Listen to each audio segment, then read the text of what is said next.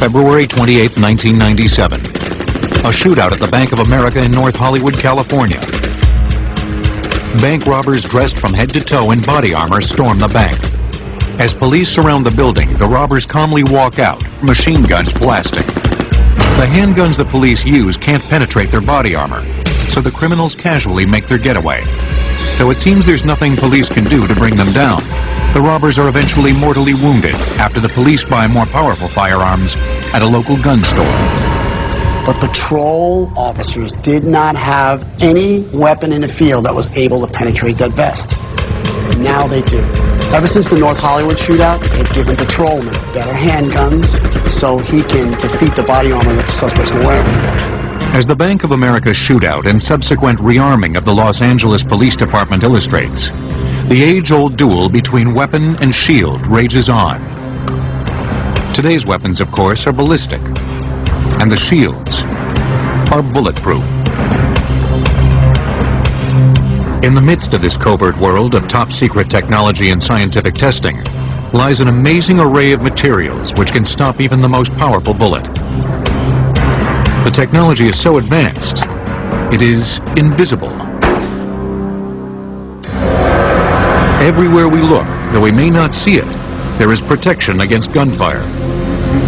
We took our bullet-resistant fiberglass panels and introduced the application inside walls, and you never know which walls are bullet-resistant. All of our vehicles are made to look like a common vehicle, so an attacker would not be able to tell that the vehicle is armored. Sometimes the protection is made obvious so as to intimidate the enemy. Loomis Fargo & Company wants high-profile vehicles. We want the bad guys to know that we mean business. Whatever the choice, the decision to guard against the threat of a firearm is a complicated one. The potential danger must first be identified. It's important to sit down with the customer and find out exactly what they feel they need protection against. We actually call out levels of protection by the type of ammunition we're providing protection against. Since a given material may only stop certain types of bullets, most industry experts refer to them as bullet resistant. For each benefit you find in a new material, it also has its Achilles heel. And the key in all this is, where do you hide the Achilles heel? The biggest challenge, of course, is getting these remarkable materials to succeed in the real world. Really, it's always been a trade-off between protection and mobility, because as you try to increase the protection level to stop bigger and faster bullets, you have to increase weight. When you add weight to a vehicle, you have to increase the horsepower of the system. Well, a soldier gets tired. As you increase the weight, it degrades the performance of the soldier in the field. The race to develop gear that can neutralize deadly weapons started with the beginning of warfare. After mastering metallurgy around 7000 BC, ancient cultures began fashioning both weapons and protection against them. The Greeks sophisticated the techniques. Once metalworking became widespread, bronze armor became very popular. Even when they developed iron for bladed weapons, they still kept bronze for body armor because it was supple. Being soft, it would absorb a blow rather than shatter. The Romans were particularly adept at working with several different forms of armor. Leather works on the principle that it doesn't try to deflect a blow, it tries to absorb it. Mail, which is interlinked rings of iron, would work very well against a cutting blow. And it was actually probably the most common form of armor worn by the Romans, more familiar than the interlinked strips of armor, lorica segmentata. After the fall of Rome, armorers continued to experiment with body armor. But the breastplate and chainmail remained virtually unchanged until the late 14th century, when full iron plate armor began to make its way onto the battlefield. These suits took months to make, and were so expensive only the elite, the knights who rode with the army, could afford them. But they did provide an extraordinary degree of protection against the weapons of their time. It really did start to heat up in the 14th century. With the introduction of plate armor, the weapons of the 13th century became far less effective. The stabbing and hacking sword, the longbow, could not penetrate the plate. The protection that plate armor provided would not last long. The gun appeared on the battlefields of Europe around 1360. In its earliest form, it was no more than a crude handheld version of the cannon, but its potential for blasting through defenses was obvious. The handgun upped the ante in this competition between the weapon maker and the armorer, because with the chemical power of the bullet, you could get something that hit as hard as the most powerful crossbow. It was a very simple, primitive weapon that could be issued in large numbers. By the late 1400s, improvements in the firing mechanism of the gun made it much more accurate and popular. The bullets soon began penetrating the iron plate armor.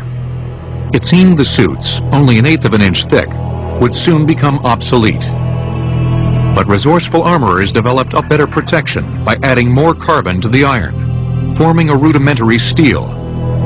The breastplate was now twice as solid. By the middle of the 16th century, the armorer had gotten a little ahead. So it had once more gotten to the point where if you had enough money, you could buy survival on the battlefield. Again, only well-to-do aristocratic knights on horseback were able to pay the price. This was the period when the term bulletproof came into the lexicon. In the 16th century, to prove was to test. And the armorers would prove their plate armor by taking a pistol and shooting the pistol into the breastplate, and it would leave a little dent. And whenever someone was buying breastplates, they'd look for that little dent that proved that breastplate was bulletproof. Though a cavalryman was better protected with heavier armor, the protection came at a price. It further impeded his mobility and ability to fight. They were slow, and while they could manage a quick gallop for a charge, the horse was the one who tired. The heavier the rider, the less the horse could do. And these lancers essentially had their one charge. Then their horses would be spent, and they would be sitting ducks. In the late 1500s, the advantage once again shifted to gunmakers who had designed a weapon with a more powerful bullet speed: the musket. The gun was almost 6 feet long, weighed about 20 pounds, and could fire a 75 caliber round more than 100 yards. Because its large barrel was able to hold more gunpowder, by 1650 the musket could blast through even the heaviest armor. It was the anti-tank weapon of the period. It upped the ante once again to the point where there was just no question. There was no plate armor around that could stop a musket. The key to firearms in these early era is you didn't need any skill. Anybody could be taught to load a firearm. You didn't need constant practice like a longbow. As gun designers continued to make improvements in accuracy and firepower, European leaders began conscripting massive armies. During this period, the focus was on firepower.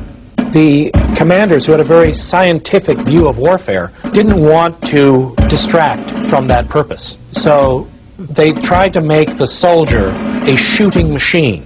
Armor was considered to be a distraction. Guns were cheap, and so were men. Armor had no place on the battlefield. The bullet would hold the upper hand in the race between weapons and protective gear for hundreds of years. It was only when soldiers found themselves trapped in trenches in World War I that a new form of body armor appeared. The way you kill a man in a trench is with an airburst of artillery. You have a round shower the trench with fragments. This created considerable casualties among men whose only protection was a wool hat. The helmet was invented by the French in 1915. It was soon adopted by the Americans in 1917. Made of steel, the helmet adequately protected soldiers from shrapnel bursts. Protective vests for the Allied soldiers were tested during the war by Englishman Sir Arthur Conan Doyle. But General Sir Douglas Haig, commander of the British forces, rejected the idea on the grounds that only cowards would want to wear one. Though several tests were conducted over the next few decades, body armor wasn't available to soldiers for the first half of the 20th century. It was just too heavy. Survival on the 20th century battlefield is all about moving very fast and being able to drop down behind cover, and it's extremely tiring. You're going to be a sitting duck if you happen to have this full body protection. That all changed with the introduction of a new synthetic fiber created by DuPont in the 1930s, nylon. Much stronger than most natural fibers, researchers discovered that by tightly weaving nylon, then building it up in layers, it could resist some ammunition. The new material was quickly dubbed ballistic nylon. Flak jackets made of ballistic nylon appeared in the last years of World War II. They were used to keep airmen safe from the shrapnel of anti-aircraft guns. The infantryman, however, remained unprotected until an improved flak jacket became standard issue during the Korean War. It consisted of rigid plates made of aluminum and covered with ballistic nylon. By Vietnam, flak jackets had once again been improved. The military found that by adding more layers of ballistic nylon and removing the metal plates, the jackets afforded better protection. These jackets were essentially the predecessors to the modern-day bulletproof vest, but they were still ineffective against a direct hit. In the early 1970s, the U.S. Army began testing several tougher materials in body armor vests. At the same time, civilian Richard Davis, who had been shot by a robber while delivering pizza, began experimenting with a super-strong plastic called Kevlar, produced by DuPont. The new material was then being used to strengthen tires, but Davis put the material in a vest and used himself as the test subject. Quite frankly, the officers did not believe that this type of soft material could stop bullets. At that point, he decided to get in front of a large group of police officers in the Detroit area, where he did shoot himself. Davis not only wanted to prove he could survive a direct hit, but that he could fire his gun immediately after an attack. I'm going to fire this into a second chance nylon armor. Get more metal in here. We'll cut this away afterwards to show you. Now we'll assume that those guys over there at the bowling pins are the ones that are doing the shooting on me.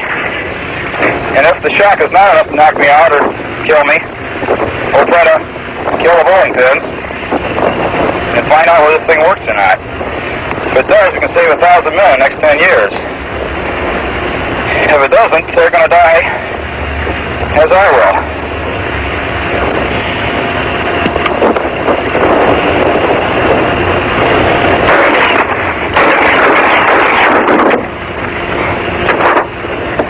Okay. It stings, it's enough to make you mad. I'll tell you, have the skin broken.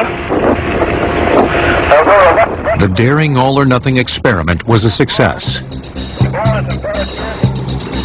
Today, Davis's company, Second Chance, is the largest supplier of body armor in North America. The material for Second Chance vests comes in bulk to the manufacturer, where it is assembled into multiple layers and compressed. Each layer of material has a specific function. The inner layers absorb moisture from the body and help the vest breathe. The outer layer is usually a ballistics nylon that helps slow the bullet down. The middle layer, which is bullet resistant, is usually made of Kevlar, a tightly woven rigid polymer. Its function is to stop a bullet from entering the vest. Because manufacturers strive to design lightweight, comfortable vests, sometimes the material's ability to resist bullets is compromised. In fact, almost 50% of body armor vests fail to stop a round in the testing phase.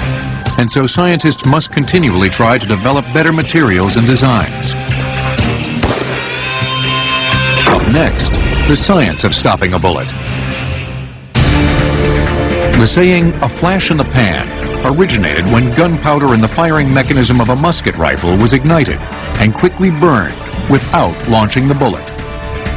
Bulletproof will return on Modern Marvels. We now return to Bulletproof on Modern Marvels. Please don't move! To stop a bullet from killing a person takes some pretty amazing science. theoretically, you could put a tombstone around someone's neck if they could carry it, and it would offer a maximum amount of protection against a number of small arms. A tombstone, however, would be extremely impractical. Enter science and technology and a tough rating system to make sure that everything works. Kevlar, produced by DuPont, is effective because it stops a bullet by disseminating the energy over a wider area. Much like a baseball mitt absorbing the impact of a baseball. The person wearing the Kevlar becomes the catcher. At Southwest Research Institute, the Material Development Department Ballistics Division conducts tests on all types of ballistic materials. The materials are usually brought to the small range facility for testing. This is the universal gun system that we use to fire the small arms projectiles in this lab. Here's where we measure our projectile velocity. These are chronograph screens. They have a series of infrared emitters at the top and a series of infrared detectors here at the bottom. Makes a plane of infrared light. When the projectile passes through, it interferes with some of that light, which is detected by the electronics of this, and it sends a signal into the other room to a time interval counter. Based on the known distance between those two screens and the known time between those two screens, we can calculate the velocity. Just beyond the velocity measurement system, we have the target area. The instrumentation that we're going to be using today is the Imicon 468. It's an ultra-high-speed digital camera system. And this camera system will take a picture every 10 nanoseconds. And if you do the math on that, that's 100 million frames per second. And we only get 8 pictures out of it, but we get them very quickly. The data gathered here will be sent to a ballistic scientist who will study and evaluate the information for the client.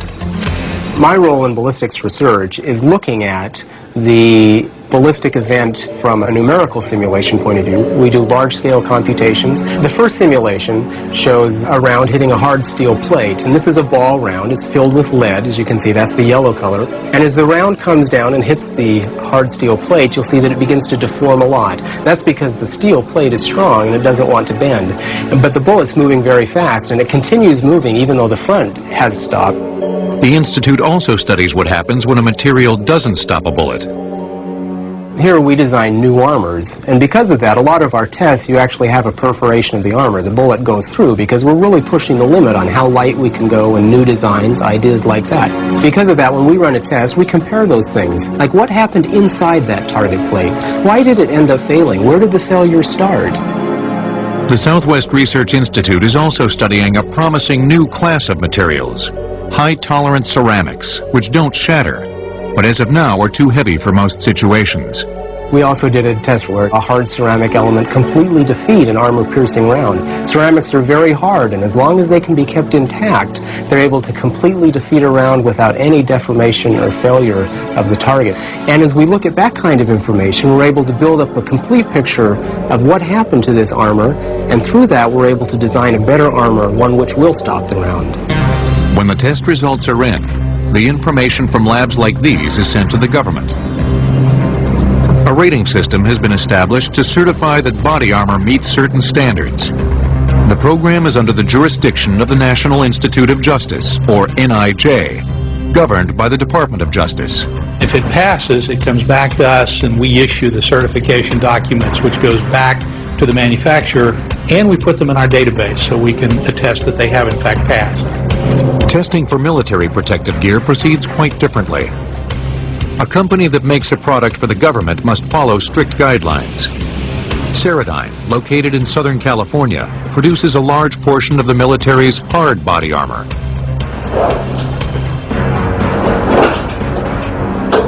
The military has to define their requirements based on their experience as to what various soldiers or equipment will find in a battlefield condition, and that's a very wide range. Ceradyne's products, based on advanced technical ceramics, are at the pinnacle of bulletproof materials. The idea of a ceramic stopping a projectile may be quite alien to the normal way of thinking. We all know that if we drop a plate, it breaks. But there are ways of putting a backing on the ceramic to keep those cracks from propagating. Ceradyne produces a man-made, lightweight, extremely dense ceramic, created of boron carbide. Boron carbide is one of the hardest synthetic substances known. It is exceeded in hardness only by a diamond. Because the raw materials are formed and pressed under heat, the process starts in Ceredine's foundry. The process initially starts with a powder. That powder is then formed into a preform in a high-pressure press. We take the preform of the ceramic and then place it into an electrically heated induction furnace, usually under an inert atmosphere of nitrogen or argon. The reason for that, of course, is to stop the tooling and even the ceramic from oxidizing. The furnace is heated up in excess of 2,000 degrees centigrade. The ceramic is then cleaned. We use polymers to put the backing on. The polymers made out of Kevlar are then bonded with resin and then compressed onto the back face of the ceramic in order to ensure that once the projectile has hit the ceramic and broken, it doesn't go any further. Remarkably, materials more brittle than ceramic have been stopping bullets for decades. Glass, the most fragile of building materials, so breakable even a pebble can shatter it.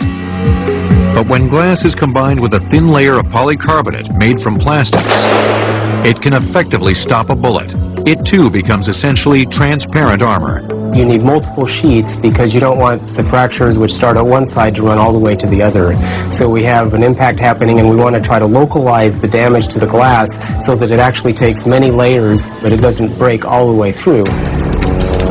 Laminated glass was invented for use in autos in 1909. It consisted of several layers of thick glass with thin, clear plastic in between.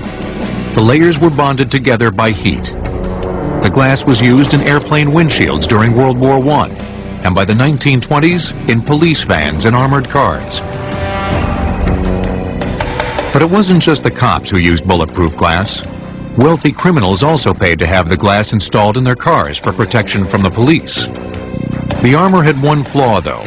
The car was easy to spot because the windshields were flat. The technology to curve bulletproof glass wouldn't make its appearance for another decade. In the 1950s, a process was developed to bend laminated glass for use in car and plane windshields. By the 1970s, it was discovered that thinner layers of glass would flex more before they broke. That decade, DuPont created Spall Shield, a distinctly improved bulletproof glass for buildings such as hospitals, storm shelters, and schools. The glass prevents spalling, the shower of glass that occurs when conventional glass shatters, and can stop various levels of penetration, including high-powered gunfire and explosions. In the last few decades, with crime and street violence on the rise, bulletproof polycarbonate glass created completely from plastics has made an appearance. This glass can crush and absorb a bullet upon impact. The polycarbonate is less expensive than real glass with plastic layers, but it is harder to see through. Safeguard Security Company in Texas specializes in polycarbonate products for companies with security concerns, such as banks, fast food restaurants, and gas stations. Our standard window has a bullet-resistant dip tray in the window. It allows people to make transactions from a safe side to a non-safe side.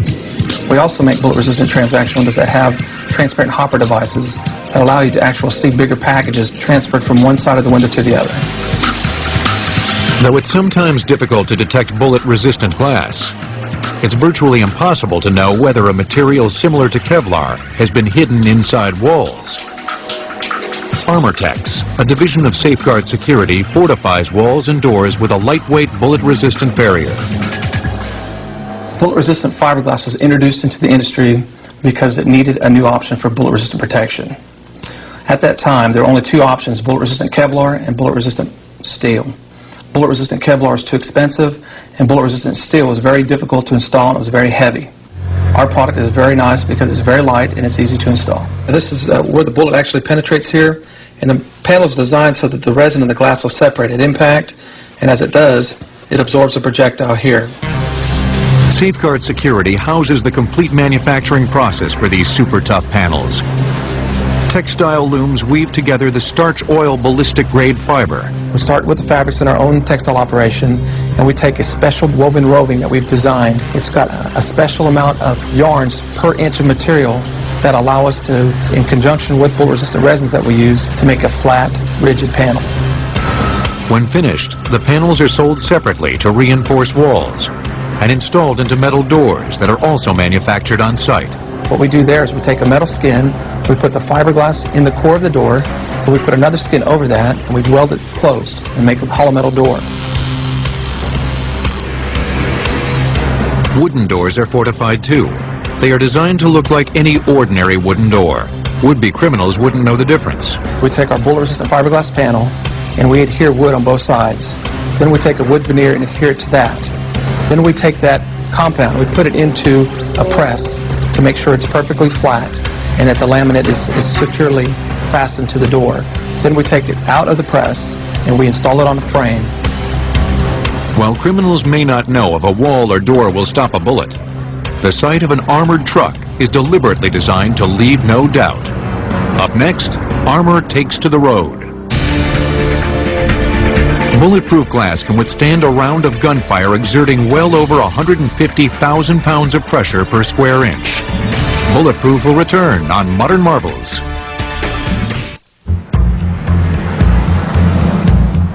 In the business of bulletproofing, not letting the enemy know what has been armored gives the defender a distinct advantage. But with armored trucks, the idea is to design them to look as impenetrable as possible.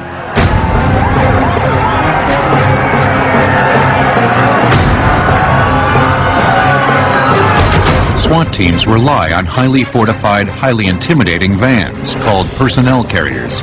In the old days, we might have to run up with a police car and position that in between us so we could rescue the victim. The guys that were driving that car or the policemen who were doing that rescue were in great danger. Now at least we have the capability of coming up with a ballistic vehicle that'll stop a lot of the rounds that the suspects are shooting. Inside, it's got very small windshields. Because they want the majority of the vehicle to be steel. It actually has a shield that pops up and protects somebody who can be up inside that hole with a gun, providing cover fire or whatever we might need him to do. It's a very heavy vehicle. It weighs about 10,000 pounds. The back of the vehicle has 2 bench seats on either side, which can accommodate approximately 6 uniformed SWAT officers in the back. Humans are not the only cargo transported by these moving strongholds. Money is by far the largest haul. Loomis, one of America's biggest money haulers, moves massive amounts of currency for the U.S. government. We basically pick up the money at the Federal Reserve, take it to correspondent banks, and in turn correspondent banks will then send it to commercial banks. Commercial banks will then send it to retail outlets. The company also transports money to and from automated tellers around the country. The imposing trucks, which weigh over 60,000 pounds, are armored throughout with several layers of metal and can withstand multiple high-powered gunfire. Remarkably, these armored vehicles are handmade. At the Supreme Manufacturing Facility near Fort Worth, Texas, it takes a team of craftsmen about 30 days to complete a cab from the ground up. To build an armored truck, we order in the material, we bring it together, cut it to size, and then we lay it out on what we call a jig. And we fully weld the armored truck inside and out. Surprisingly, the walls used to create the frame are made of aluminum. Heavily fortified aluminum absorbs the blow of a bullet by deforming, but not splitting. Once the frame is built, it is put onto the chassis and painted. It's now ready to protect our most valued assets. The progenitor of the armored truck, of course, is the tank, which made its first appearance during World War I. With 2 sides facing off against each other from trenches, generals needed to protect soldiers crossing enemy lines. The tank was the answer. By virtue of its thick steel plates, the tank was bulletproof, and it quickly transformed the landscape of modern warfare. Bulletproof transportation for commercial purposes immediately caught on after the war. In the post-war boom years, businesses were rapidly expanding, and transporting large sums of cash became problematic. Dunbar Armored, among others, helped fill the void. Back in the 20s, people were not paid by check. you were paid in cash from the factory. So the paymaster that worked at a company would have to physically go, get the payroll for that week, and drive back to the factory. And that's where the holdups would take place. The manufacturers found that it was a lot easier just having the armored car pick up the money and deliver to the factories. But criminals soon had their cars specially reinforced with steel panels. The police were forced to follow suit by proofing their own personnel carriers to protect themselves from criminals. Hitler had a bulletproof car designed for him, too, though no one took aim at the car during World War II. When the American 101st Airborne Division finally made their way to Hitler's bunker, they riddled the car with bullets to vent their feelings about its former passenger. After World War II, America experienced another economic boom. All of a sudden, there were banks that had branches out in the suburbs because the people were all moving out into the suburbs. That's when the armored car companies started servicing the branches. When automated tellers sprang up in the early 1980s, the armored truck business once again enjoyed an upsurge in demand. Today, Dunbar is one of the top 3 armored truck companies in the U.S., hauling vast amounts of money for the government and the private sector. As with body armor, mobility versus protection is a key issue for armored trucks. How heavy can you make a truck and its payload and still find an engine to run it? You want to keep the weight down on the vehicle in order to be able to put more weight and coinage and so forth that you are carrying. An armored truck built today, the body of it will last for 15 years. The chassis won't last that long. So you're removing the body maybe 3 times to 3 different chassis. But the need for armored vehicles extends far beyond commercial and law enforcement use. Up next, arming a passenger vehicle against an attack. In 1903, a story called The Land Ironclads by H.G. Wells featured a self-propelled armored military vehicle, 13 years before the first tank appeared on the battlefield. Bulletproof will return on Modern Marvels. The news is full of frightening scenarios, conjured by one-word headlines. Ambushes, attacks, kidnappings, hostages, ransoms. Since the 1970s, the rise in terrorism has forced executives, celebrities, and dignitaries to make their cars safe for travel. This has created a lucrative niche for those in the business of providing armor-proofing materials.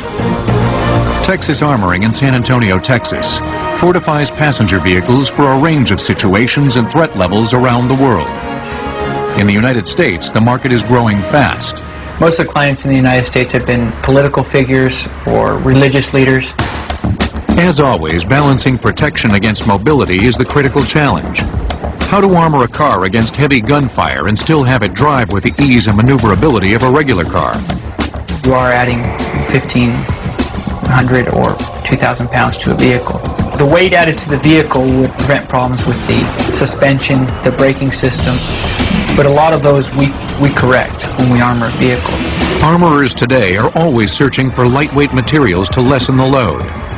SpectraShield, a new super light ballistics material, is used in the doors of the vehicles. Similar to Kevlar, SpectraShield has multiple layers and is pressed with a resin to form a hard bullet-resistant panel. To armor the door, we would take off the interior door panel and then put SpectraShield into the door. And then when there's not a space where the SpectraShield can fit because of the thickness of the SpectraShield, we would replace it with ballistic steel. Then we would replace the door panel, and all the wiring basically stays the same. Then the window would be placed in and it would be fixed. The process is repeated throughout the car with various materials. When we armor a vehicle, the entire passenger compartment, which is the whole cabin area of the vehicle, will be protected, as well as the gas tank, the battery, the radiator, which would allow a vehicle more time to get out of the situation. The floor and ceiling of the cab is lined with thick ballistic nylon. The high hardened steel is the material we use in the firewall and in the pillars and posts, everywhere that needs to be protected against direct hits of high-power rifle. When finished, these cars look as if they're straight off the showroom floor, but they're as safe a fortress as the armored truck. An attacker would not be able to tell that the vehicle is armored. O'Gara, Hess and Eisenhart, the world's largest passenger vehicle armoring company, designed the first presidential bulletproof car at the behest of the Secret Service for President Harry S. Truman in 1948. They have fortified each presidential limousine since then. Like Texas Armoring, their clients fear terrorist threats as well. O'Gara, Hess and Eisenhart also beefs up many luxury cars for the private sector. And they armor vehicles for the military. We are the sole source provider of the up-armored Humvee for the U.S. Army and Air Force. And this is a wheeled armored vehicle that's capable of defeating assault rifle threats and landmine attacks. As with armored trucks, aluminum is used to fortify O'Gara, Hess and Eisenhart's passenger vehicles. The material speaks for itself. Every client who has been attacked by gunfire while driving O'Gara, Hess and Eisenhart's vehicles has survived.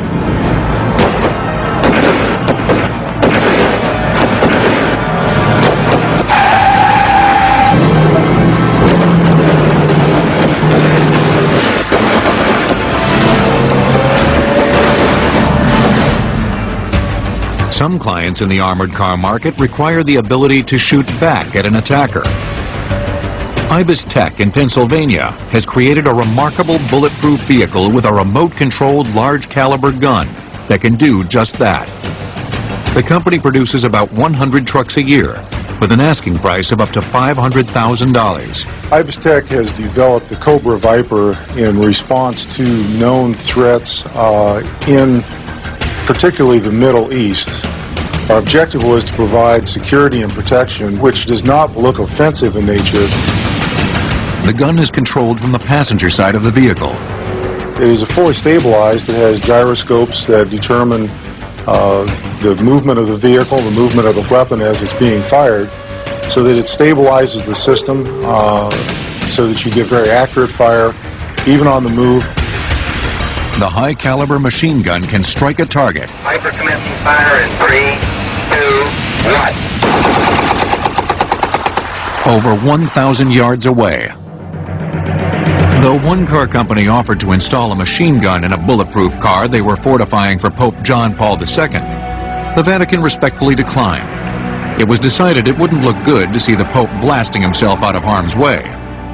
The Pope has a fleet of over 20 different vehicles. They can be as unpretentious as an SUV, or as conspicuous as the car everyone associates him with, the Pope-mobile. The Pope has been riding in these bulletproof vehicles since 1981. Religious figures and other dignitaries, of course, also need to be protected outside their vehicles. Up next, how to protect a politician from an assassin's bullet. The armoring of a passenger car can cost up to $100,000, not including the cost of the original vehicle. Bulletproof will return on Modern Marvels. In the race to keep ahead of ever-improving weapons, today's market is rife with emerging bullet-resistant technologies. And the future promises some amazing new materials and applications. Already, political candidates and others who fear assassination when publicly speaking can use the Instantaneous Personnel Protection Shield, designed by Ibis Tech. The Instantaneous Personnel Protection System, or as we call it, IPS, is a high-technology integration which will detect an incoming bullet and actually deploy a protective blanket before the bullet can reach the target. The system is designed to be able to detect a bullet approaching the target in approximately 5 to 10 milliseconds and then deploy in 40 to 50 milliseconds. Another incredible application of burgeoning safety technology is being used by NASA. The government is installing Kevlar-based materials around the outside of the space station to protect it from floating space debris, making even structures in outer space bulletproof. There are two areas where you're concerned. One is from micrometeoroid or meteoroid impacts on the spacecraft. The other one is actually from orbital debris, pieces of stuff we've left up there on previous missions. And there's a lot of it up there now. Closer to home, bullet-resistant clothing is another area in which ballistics technology is making great strides. Formerly reserved for James Bond-type spies and government officials, the demand for personal protection has now made it to the general public. At Bulletproof Me, windbreakers and coats are best sellers. Special orders, dinner jackets and raincoats.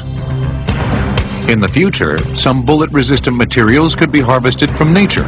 Another area which is being evaluated and looked at now is in the biomaterials arena. And this is where we're just beginning to understand what Mother Nature has produced and how strong that is. A very good case which has been in study now for years by the Army is the silk from the orb spider. Spider silk is 5 times stronger than steel. Weaving the silk together tightly and layering it, as is done with synthetics such as Kevlar, would create a super strong vest. The material does, however, have a drawback. It stretches too much. A bullet would at present penetrate too deeply into a spider silk vest. Harvesting spiders on a large enough scale to collect silk for bulletproof vests would also be difficult and expensive. The ability to create spider silk body armor is still in the distant future, but scientists are working on spin-offs inspired by nature. The difficulty with it, of course, is that Mother Nature knows how to produce it and we don't. But this is where genetic engineering, materials engineering, and all the other sciences now start coming into play. In other areas, we can look at, for instance, the shell of an abalone, which is an amazingly very strong, very tough, very resilient material, something we would like to mimic in an armor material. With a shell only 1/8 of an inch thick, the abalone is able to protect itself from almost 300 pounds of pressure per square inch. Advances in man-made materials are equally remarkable. In the future, bulletproof smart materials will work by remembering what their original shape was and bouncing back into it. Theoretically, they would be designed with their molecular structure purposely misarranged. If a bullet struck the material, the heat from the shot would cause the molecules to correctly align. This action would instantaneously strengthen the material, causing it to stop the bullet. Smart materials are still very much off in the future, mainly because when a bullet impacts a piece of armor, that occurs in such a very short time frame that's not clear yet as though those materials will actually be able to respond in thousandths of a second. With such mind-boggling bulletproof possibilities on the horizon, it's not inconceivable that bulletproof technology will one day lead to a world in which everyone and everything will be routinely bulletproofed. All the clothes we wear, the cars we drive, the buildings we use. But if history is any guide, the day the world really figures out a way to bulletproof itself will be the same day some new, as yet unimaginable weapon of death will emerge, and the whole long cycle of devising ways to protect ourselves will begin all over again.